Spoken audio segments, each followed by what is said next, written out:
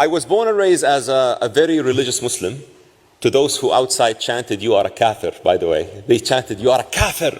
Kafir means infidel, person who doesn't believe in God. Well, I'm sorry to break the news to them. I memorized the whole Quran at the age of 17. I was a very religious Muslim. You can clap.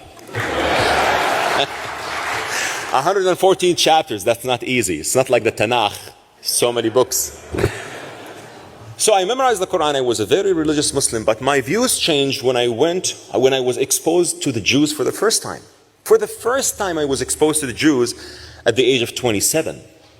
At the age of 27, 16 years ago, in France, Paris, I learned more about Jews. I learned more about Judaism. I learned more about the commonalities that we have.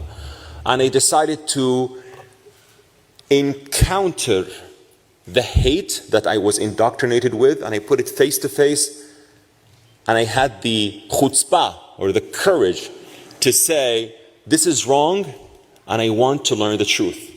And this is why many of those who hate Jews, by the way, haven't met a Jew in their life. Many of those who hate Israelis haven't met Israelis in their life.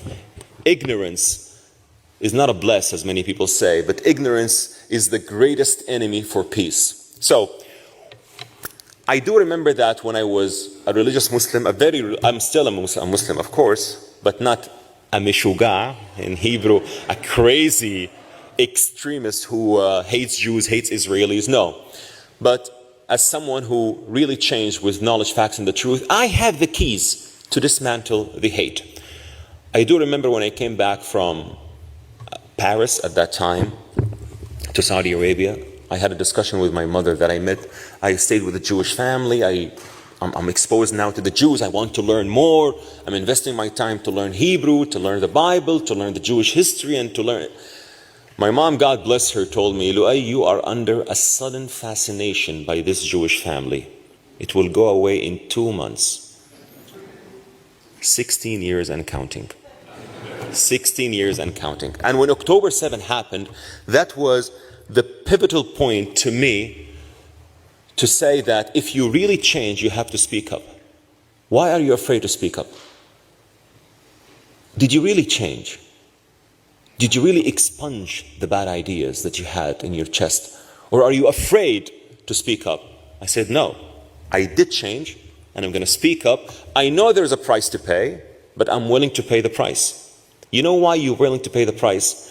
Because I didn't change with emotions or just because I love Israelis or I love the Jews. No, because I really learned facts that I was indoctrinated with ignorance against those facts when I was young. Facts about Israel, facts about the Jewish people, facts about the region, facts that are the biggest hurdle for peace in our region, and I will get to tell you more about that.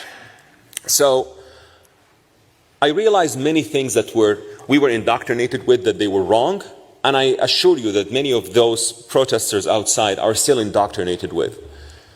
Those who support Hamas in the West, I can assure you they haven't read Hamas charter. They haven't.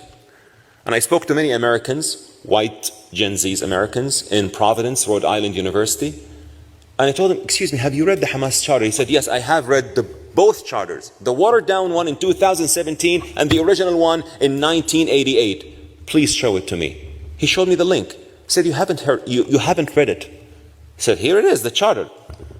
He said, you haven't read it in Arabic. If you don't speak Arabic, you don't know what the charter says about their belief of the eternal enmity against Jews, of their total destruction of Israel.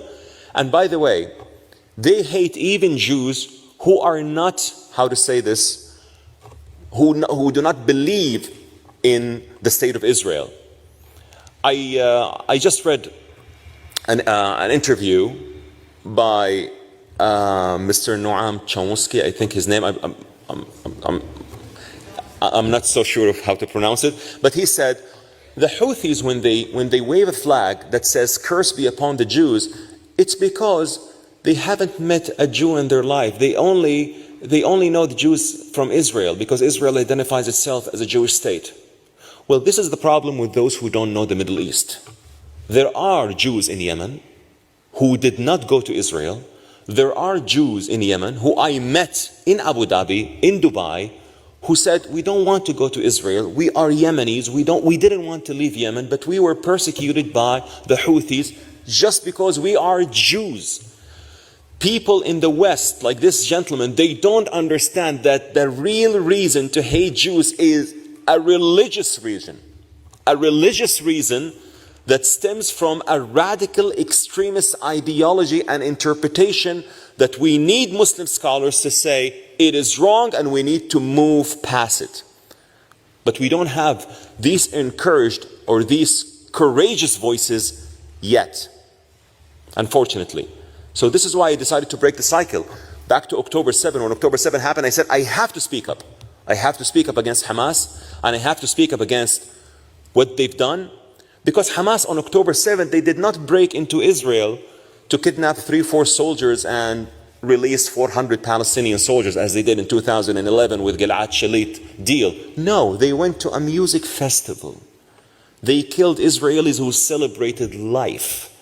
They went to kibbutzim, the settlements in the south. I went to Be'eri and I saw the horrors of what Hamas terrorists did.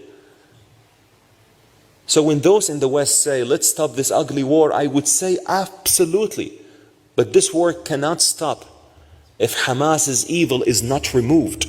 And by the way, if it's not removed, it will come after you here in Europe, in London, in Montreal, in Canada, in the US, and also after us, the moderate Arab states as well.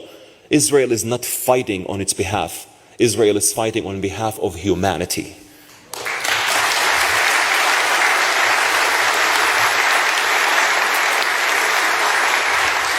But why did October 7 really happen? It happened because there was a shift for peace in the region. The Abraham Accords.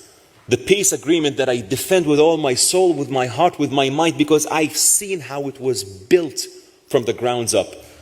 The peace agreement between Israel and 4 Arab states, the UAE, United Arab Emirates, where I come from, Bahrain, Morocco, and hopefully Sudan on and off because of the troubles that were made in Sudan.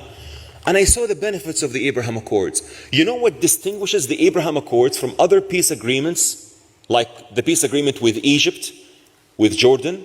That they were really security agreements.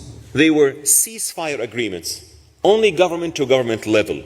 Even though I applaud my favorite hero of peace, the Egyptian President Anwar Sadat, I believe he was so sincere in making peace with Israel people to people. Sadat deserves to be honored as a true hero of peace. But the Abraham Accords were people to people. And I saw the fruits of that. You know what I saw the fruits of it? When I see my Saudi relatives, my Saudi cousins, they call me, they say, Lu'ai, I want to tell you one thing. I'm going to Dubai this Friday. I'm going to have a Shabbat dinner with a Jewish Israeli family. Because of your videos, I am so open to have more Jewish friends.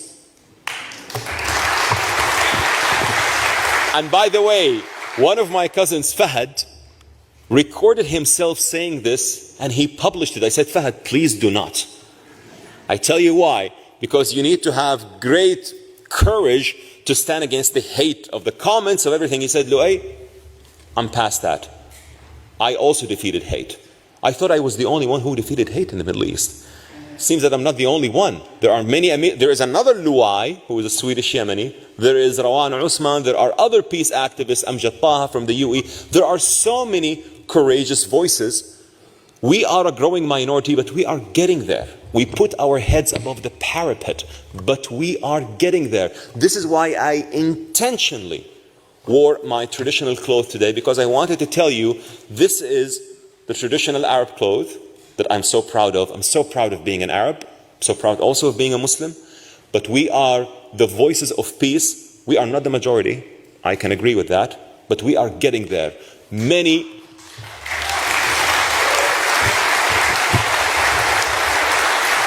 movements in history started with a minority, but they became the majority one day.